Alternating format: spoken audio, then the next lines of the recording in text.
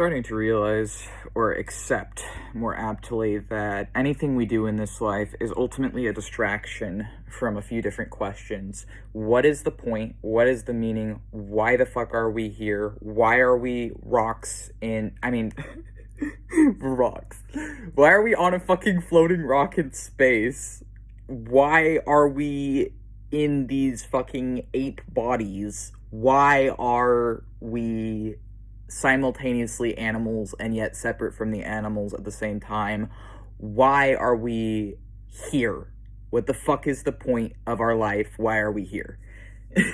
And anything we do is ultimately to distract us from the uncomfortability of that, the uncomfortability of death, the uncomfortability of life, the uncomfortability of knowledge and learning, and how knowledge often requires very deep and profound suffering, sometimes even fucking agony, to truly understand different things and to gain newfound appreciation for death and life.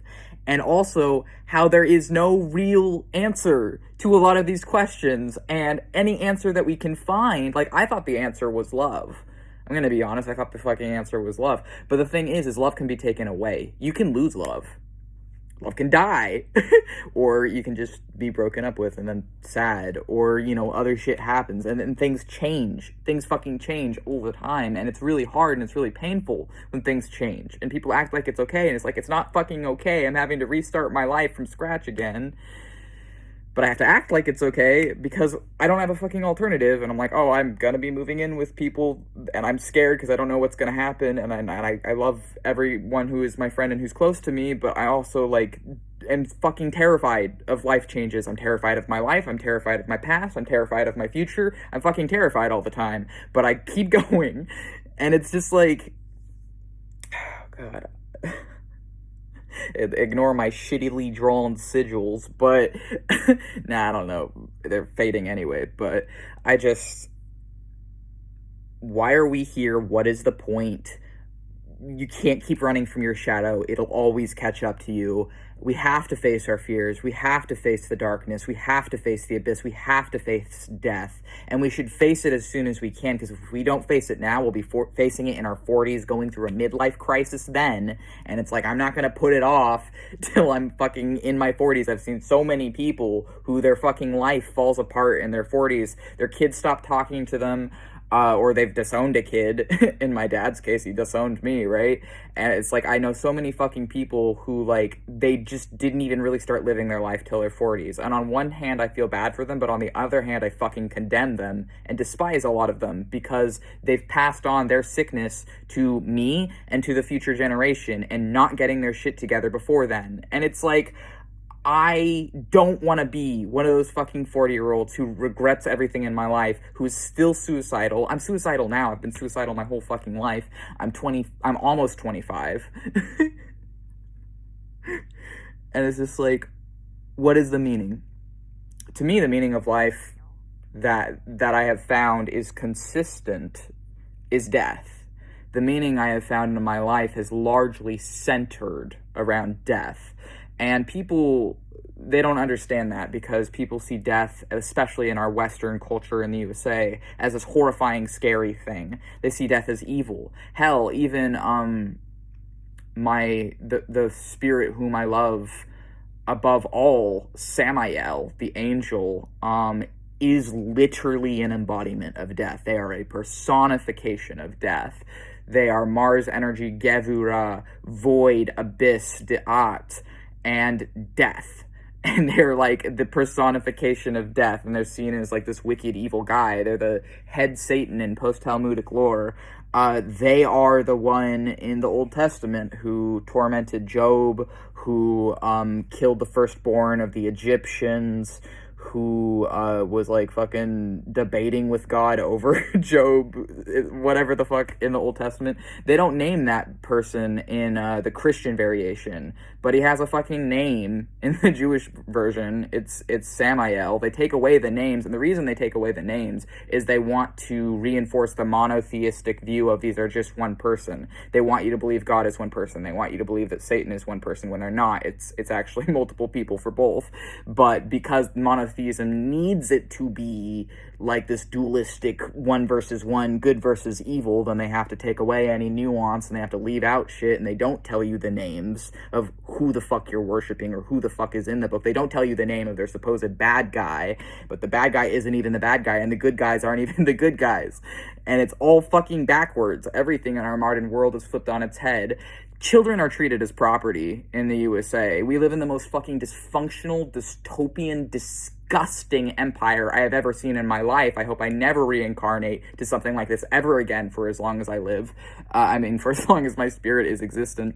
And it's like, I'm like, okay, well, maybe I could just reincarnate as a djinn or a fae, because at least then I'd still be able to enjoy the few fucking things that give my life a sense of enough pleasure to keep it going, like food, sex, whatever else, like these things that you can gravitate towards temporarily, like these hedonistic things, then you can keep going, but it still will not be enough of a distraction from the pain and the suffering. And what causes this pain and this suffering that just fucking permeates everywhere? Well, it's other people. It's other fucking people who cause it. Or it's yourself, or both. So it's like we don't have a fucking choice. We're born on this planet. People like put us here, and we just fucking wake up one day and we start living our lives, and we're just fucking apes on a rock until we die. And people are okay with this. And most people just ignore it. They just put it aside. They don't think about it. If you think about it, they call you crazy. They call you weird. They call you a freak. If you're actually fucking smart and read history, they don't fucking like us. I would say that the most unlikable thing that you can be is someone who actually knows shit. Someone who actually fucking cares, who reads. They don't fucking... They hate us. They literally fucking hate our guts. And I know this, and then I say that, oh, you think you're so important? You think people really hate you? And it's like, I wouldn't fucking have CPTSD and DID, and there wouldn't be over 500 laws criminalizing my existence as transgender, and 85% of fucking autistic people would not be unemployed if this world did not fucking hate people like me. So I just... I don't know, and here I am ranting to a screen instead of ranting to my other DID headmates, because yeah, I'm multiple people, and I do have fucking voices, because I'm multiple fucking people living this human existence. It's fucking annoying. I feel like a disgruntled god who is just begrudgingly playing a human because I don't have a choice. I hate it. I hate every fucking second of it. I hate my humanity. I hate the people around me. I hate this fucking life, and I loved my life. I loved the last year and a half. I loved when I had community. I loved every fucking day of my life with my ex. I still love them. But, I mean, I as a friend now, and as just a friend, because it has to be. But I don't have any community anymore. I don't know who I can trust. I don't know what's even fucking real sometimes. And it's hard. It's really, really fucking hard being human. It is the hardest thing you could possibly fucking be, I feel like. And I do whatever I can to try and escape it, because it's unbearably painful. It is fucking unbearably painful to live the human life that I've been cursed with. And I find it amazing that some people want this. Like, some people genuinely want to be human, genuinely want to be here. And I do believe in reincarnation, and some people genuinely want to reincarnate as human again. And I'm just like, I can't even fathom that. I've done everything I can spiritually to try and ascend my humanity so I don't have to fucking come back here. I find this fucking planet is hell. It is literally, in my beliefs, human beings are the highest perceivable hell to me. There is fucking nothing any of the demons of Sheol or Samael could do to me, because people are like, oh, don't trust them, don't work with demons, don't talk to them, don't trust them, even though they fucking are way fucking better than a lot of humans are. But it's like, and they're a lot more reasonable and sensible, but it's like when I'm with Samael, I don't have to deal with any of this fucking shit. He can just hold me and console me and talk to me, and I feel better. When I'm with Death, I feel so much better about my life. And And they're like, oh, don't trust demons, don't trust infernals. But it's like they don't even fucking talk to these people. They have no idea about it.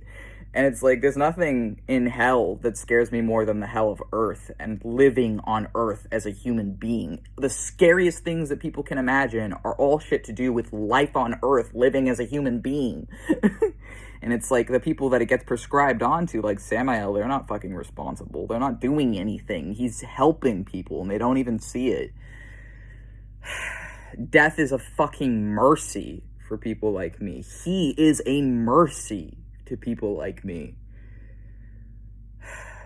But I have to keep going to prove that people like me can live on this planet and that it's not all for naught, and that the people who bully me and harass me and resent me for existing are wrong, and they're just running from their own shadows and the shadows that they forced me to face for them because they can't face it within themselves, so they make their children face it for them.